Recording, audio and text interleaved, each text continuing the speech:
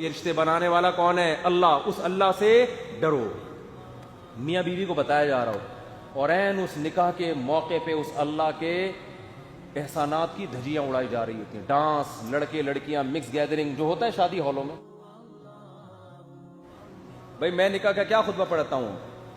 الحمدللہ نحمدہ ونستعینہ. کیا مطلب؟ تمام تعریفیں اس اللہ کے لیے ہیں، ہم اس کی حمد کرتے ہیں، اسی سے مدد طلب کرتے ہیں. ونعوذ باللہ من شرور انفسنا. ہم اپنے نفس کے شر سے پناہ مانگتے ہیں اللہ کی.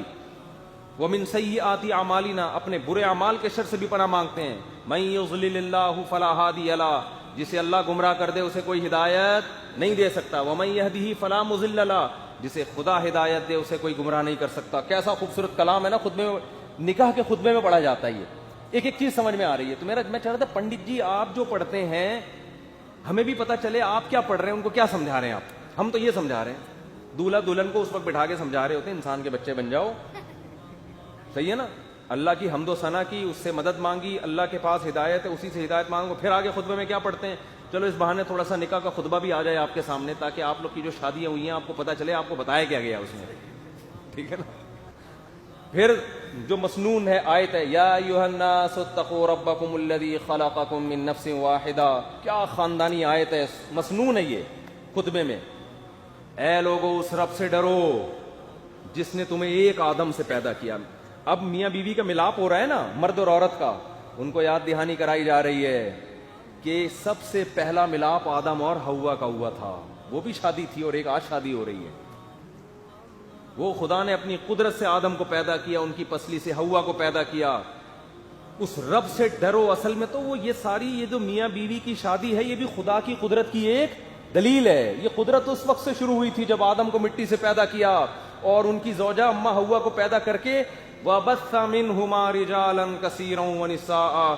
ان دونوں کے ملاپ سے اربوں کھربوں ان مردوں اور عورتوں کو زمین میں اس اللہ نے پھیلا دیا. یہ اس خدا کی قدرت ہے اور اسی قدرت کا آج ایک نمونہ ہے یہ دولہا اور دلہن. وہی عمل آج دوبارہ ہو رہا ہے. انہی کی بچے شادی کر رہے ہیں اور نسل بڑھ رہی ہے. ایک اکیلے آئے تھے آدم. نہ انڈا موڑ تھا، نہ نیو کراچی تھا، نہ پٹیل پاڑا تھا، نہ WI تھی، نہ 4L تھی ہے بھائی، نہ پاکستان تھا، نہ ہندوستان تھا، نہ جاپان، نہ افغانستان، نہ چین. کوئی کچھ بھی نہیں. نہ ساس نہ بہو کے جھگڑے، نہ مارکیٹیں، نہ حیدری کی مارکیٹ ہے بھائی، نہ ہوٹلوں کے پراٹھے، نہ چائے، نہ نسوار، نہ پان، نہ گٹکا. کوئی ٹینشن نہیں. اکیلے آدم. اللہ کہتے ہیں میری قدرت مٹی سے بنا کے ان کو سلایا، انہی کی پسلی سے اماں حوا کو نکالا اور پھر بث منہما. ان دونوں کے ملاپ سے نسل بڑھتی گئی ہے.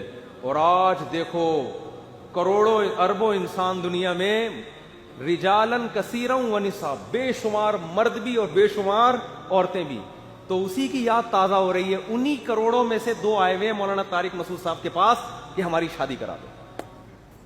اور وہ بھی 40 سال میں جلدی آ گئے بیان سن کے، ورنہ ان کا ابھی پروگرام آنے کا نہیں تھا. کیونکہ مجھے ایسے لوگ مل رہے ہیں. مجھے ولیمے میں بلایا 40 سال کا دولہا، کہہ رہے حضرت آپ کا بیان سن کے میں جلدی شادی کر رہا ہوں. وہ ہے سچی مچی کا واقعہ، یہ جھوٹی موٹی کا نہیں ہے. میں کہتا ہوں بہت زیادہ جلدی ہو گئی، بہت زیادہ جلدی ہو گئی، تھوڑا لیٹ ہو جائے. اتنی اسپیڈ تو میں نے نہیں کہا تھا آپ کو. تو مارکیٹ میں یہ چل رہا ہے. بس منہما رجالا کثیرا ونساء. اللہ کہتے ہیں بہت سارے مردوں اور عورتوں کو میں نے پھیلا دیا. ہمارے حضرت مفتی رشید احمد صاحب رحمہ اللہ تعالیٰ فرمایا کرتے تھے کہ حضرت مفتی محمد شفیع صاحب رحمہ اللہ، جو حضرت مفتی تقی عثمانی صاحب کے استاذ ہیں، وہ فرماتے تھے کہ جب شادی ہو یہ سوچنا چاہیے کہ ایک دن ہمارے باپ دادا کی بھی شادی ہوئی تھی. جوان تھے، اس کو جو بڈھا بڈھی بیچارے بیٹھے ہوئے ہیں نا گھر میں، دادی ادھر بیٹھی ہوئی ہیں، وہ تسبیح پڑھ رہی ہیں، مصلے پہ بیٹھی ہوئی ہیں، تھوڑی تھوڑی غیبتیں بھی کر رہی ہیں، دادیاں کرتی ہیں. تو فارغ ہو گئی نا ہر کام سے. اب کیا کریں بھائی. ہماری دادی اللہ معاف فرمائے مغفرت فرمائے بڑی عبادت گزار تھیں، لیکن کبھی تھوڑی سی غیبت کرنی ہوتی تھی نا آواز آہستہ کر لیتی تھی. میری والدہ کو بلا کے نا پڑوس کی تھوڑی سی یہ دیکھ یہ کیا کر رہی تھی، وہ زنا تھی، وہ کر رہی تھی. تو میں حیران ہوتا تھا کہ وہاں آواز جا نہیں رہی ہے، آپ اپنی آواز کیوں اتنا ہلکی کر رہی ہے. تو یہ خواتین میں ہوتا ہے، اچھی چیز نہیں ہے غیبت، لیکن یہ ہر خاتون میں ہوتی ہے تھوڑی بہت کچھ نہ کچھ.